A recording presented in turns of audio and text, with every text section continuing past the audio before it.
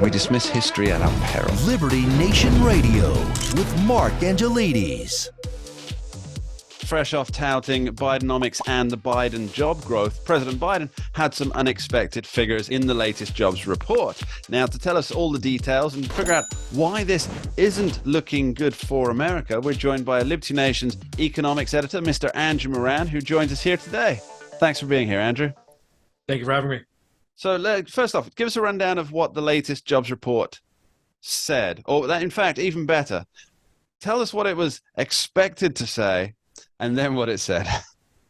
Well, it was expected to be just another sign that the U.S. labor market is slowing down, and the report did show that. The headline figure was 187,000 new jobs in August. I think the consensus estimate was about 170, so it came in slightly better. But overall, when you dive deeper into the numbers, it was not a healthy jobs report at all. I mean, the unemployment rate ticked up to 3.8%, but there's a lot more under the hood that should be a cause for concern. One of the most notable components of that non-farm payroll report were the revisions. It was a revision report, because this represented the eighth every month so far this year. The jobs report has been revised. So in total, from January to July, there have been 355,000 revisions to the jobs report. So that's about roughly. I got to interrupt there, Andrew. Why do they keep overestimating what the numbers will be, even month after month, when they keep having to revise it? Why do they keep? Is it the eternal sunshine of the spotless mind? Is it desperate optimism that every month? Is it because it seems to me it's Charlie Brown and Lucy with the football? Well, the official word from Bureau of Labor Statistics is that all the jobs report is based on a couple of surveys. So as time goes by, they get more data coming from these establishment household surveys, and then that's how they come to the conclusion of revisions. The problem with these revisions is that it's been extended for too long. So outside of recessions, there hasn't been 6 consecutive months of revisions since the 2007 housing market collapse. Notably, you said 2008. You said 2007 because that's when the revisions took place, right? And then along came 2008. Yeah, exactly. And so it has a lot of people scratching their heads of how government extracts the data, how it compiles, and how it puts together. Because it's not only the jobs report that's been revised; the latest GDP was also revised downward. So is it cautious optimism? Is it overestimating? I can't say exactly. There's no official word from BLS, but it raises some eyebrows of how you can constantly have this size and frequency of revisions in the jobs reports. You mentioned that the unemployment rate reached 3.8%. Now, what does that mean? Because there's also the non-employment rate as well. I'm not sure what that figure is, but that's the people who were looking for work but have just decided this isn't working out. Are they included in that? Well, I think you're referring to the U6 unemployment rate, which actually went up to 7.1%. Yeah, that's the people who are working part-time but wish to work full-time, or people who are long-term unemployed. So that number actually jumped. Now, the 3.8% number, the reason why it went up and why there was still at the same time an increase in jobs was because more people returned to the workforce or are just starting to enter the workforce. And why is that happening? Well, if you look at the San Francisco Fed report saying that, pandemic-era savings are going to be exhausted soon by the end of the year at the latest, then people are running out of money, so they have to get jobs. Credit card debt reached $1 trillion in the second quarter. So and of course, inflation is still elevated, cost of living is sky high. So a lot of people are being forced to go back to work. But if you look deeper into the numbers too, you see the number of people working 2 or more jobs has remained above 8 million. Before Biden, it was around 4 million, so doubled under his watch. I remember very, very clearly during the last presidency, the Trump presidency, and AOC, Alexandria Ocasio-Cortez, New York Congresswoman, was on television railing that people are working 2 jobs. And she was saying how bad this was. And she was essentially saying what you and I have been saying for the last few weeks. It's hiding. When people need to have 2 jobs, sure, there's some people do it out of choice, but very few people choose to work their life away, pushing two jobs as just an option of free will. And she was railing against it. But she's quiet now. I'm hearing not a peep from Miss Ocasio-Cortez on the double dipping and triple dipping of jobs, which surprises me. Why do you think that is? Okay, well, so three things. First, AOC was one who said that the reason why there are all these riots happening all over the U.S. is because why people are shoplifting is because they need bread. So it's a Les Miserables all over although I will point out, not that many bakers were actually robbed, unless people are planning on trading. I don't know what these shoes are. Nike Air shoes for a French baguette or something. Right, please. What was your number two?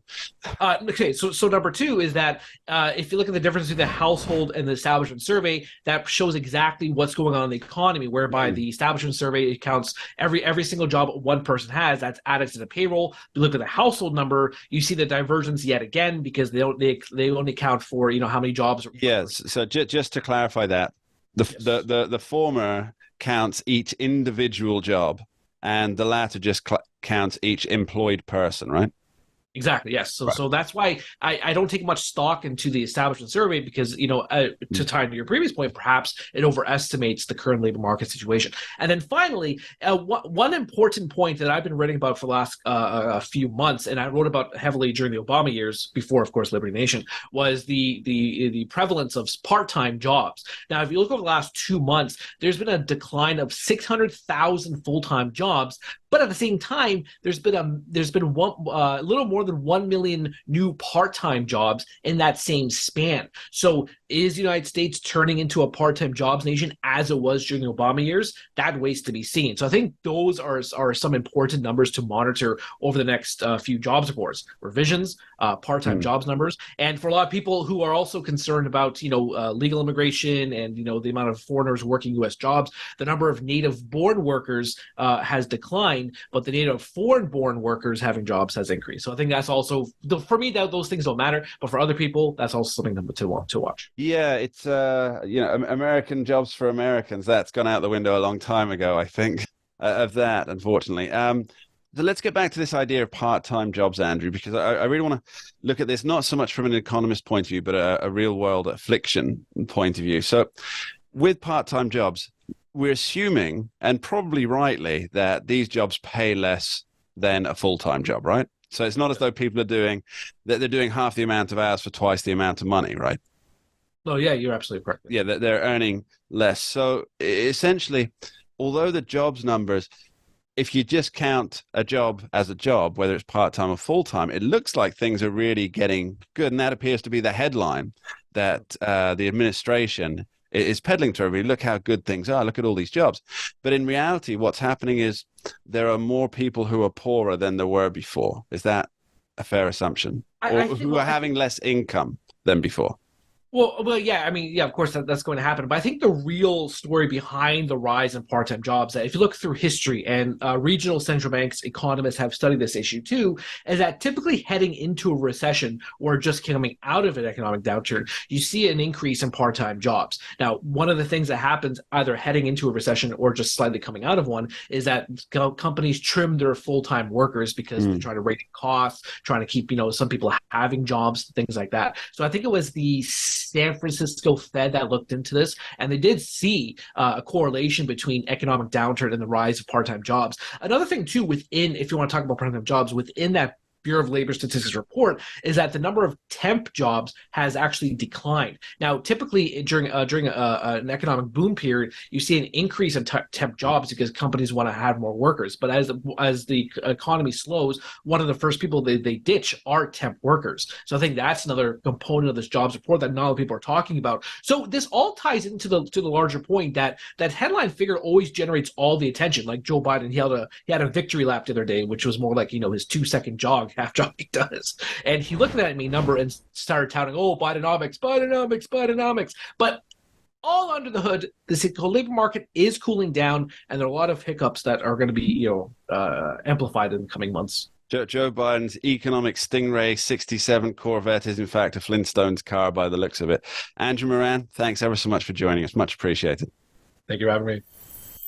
And that's about all we have time for on this week's edition of Liberty Nation Radio, heard coast to coast on the Radio America Network.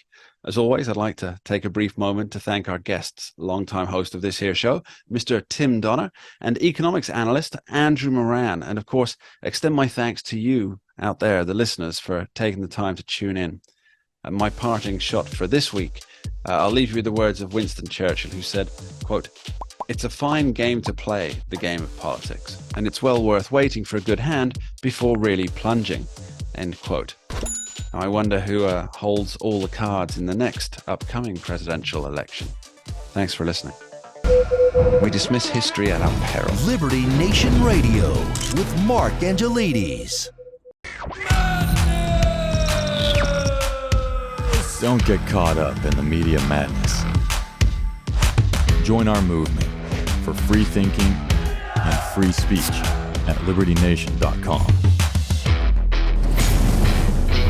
Publishing news and analysis 24/7 with original articles by our team of authors who tell it like it is. Join us each week for online TV shows, The Uprising Podcast, and Liberty Nation Radio. We believe in free thinking and free speech. We are libertynation.com.